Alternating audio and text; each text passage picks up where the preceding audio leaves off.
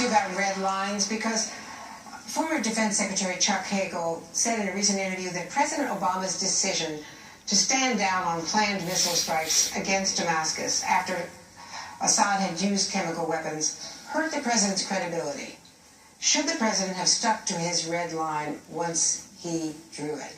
Look, I think that the president's decision to go after the chemical weapons, once there was a potential opportunity to build on when the Russians opened that door, resulted in a very positive outcome. We were able to get the chemical weapons out. I know from my own experience as Secretary of State that we were deeply worried about Assad's forces using chemical weapons, because it would have had not only a horrific effect on people in Syria, but it could very well have affected the surrounding states, Jordan, Israel, Lebanon, Turkey. So getting those chemical weapons out was a big deal. Should he have stuck to his U.S. credibility? I think as Commander-in-Chief, you've got to constantly be evaluating the decisions you have to make. I know a little bit about this, having spent many hours in the Situation Room advising President Obama. And I want to just add to something that Senator Sanders said. The United States had a very big interest in trying to help stabilize the region. If there is any blame to be spread around, it starts with the Prime Minister of Iraq, who sectarianized his military, setting Shia against Sunni. It is amplified by Assad, who has waged one of the bloodiest, most terrible attacks on his own people, 250,000 plus dead, millions fleeing, causing this vacuum that has been filled, unfortunately, by terrorist groups, including ISIS. So I think we are in the midst of great turmoil in this region.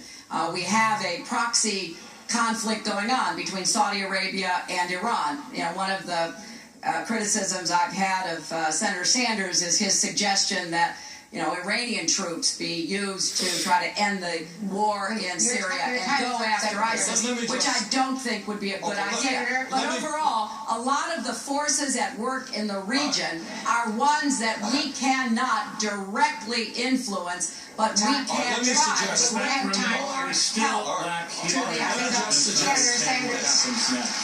where Secretary Clinton and I think, I agree with most of what she said. But where I think we do have an honest disagreement is that in the incredible quagmire of Syria, where it's hard to know who's fighting who, and if you give arms to this guy, it may end up in ISIS's hands the next day. We all know that. And we all know, no argument, the Secretary is absolutely right. Assad is a butcher of his own people, man using chemical weapons against his own people.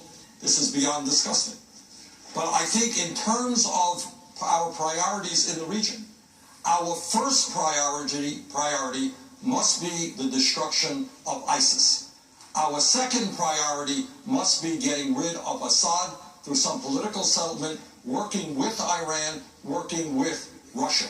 But the immediate task is to bring all interests together who want to destroy ISIS, including Russia, including Iran, including our Muslim allies, to make that the major priority. But in all of that, Senator and Secretary, I think we're leaving out something very important here.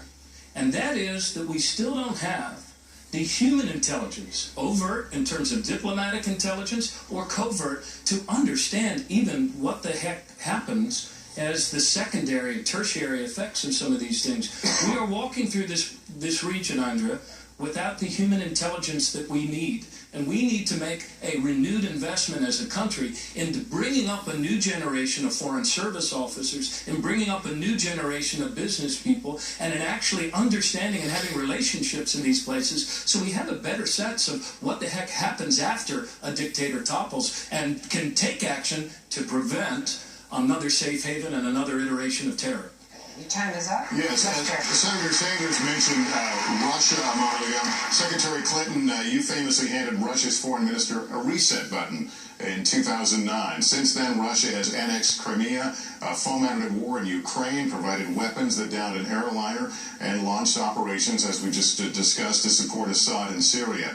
As president, would you hand Vladimir Putin a reset button? Well, it depended upon what I got for it, and I can tell you what we got in the first term. We got a New START treaty to reduce nuclear weapons between the United States and Russia. We got permission to resupply our troops in Afghanistan by traveling across Russia. We got Russia to sign on to our sanctions against Iran and other very important commitments. So, look, in diplomacy, you are always trying to see how you can figure out the interests of the other to see if there isn't some way you can advance your security and your values. When Putin came back in the fall of 2011, it was very clear he came back with a mission. And I began speaking out as soon as that happened because there were some fraudulent elections held and Russians poured out into the streets to demand their freedom, and he cracked down and, in fact, accused me of fomenting it. So we now know that he has a mixed record, to say the least, and we have to figure out how to deal with him. What's your relationship with him? Well, my relationship with him, it's interesting. It's one, I think, of respect. We've had some very tough dealings with one another, and I know that he's someone that you have to continually stand up to because, like many bullies, he is somebody who will take as much as he possibly can unless you do.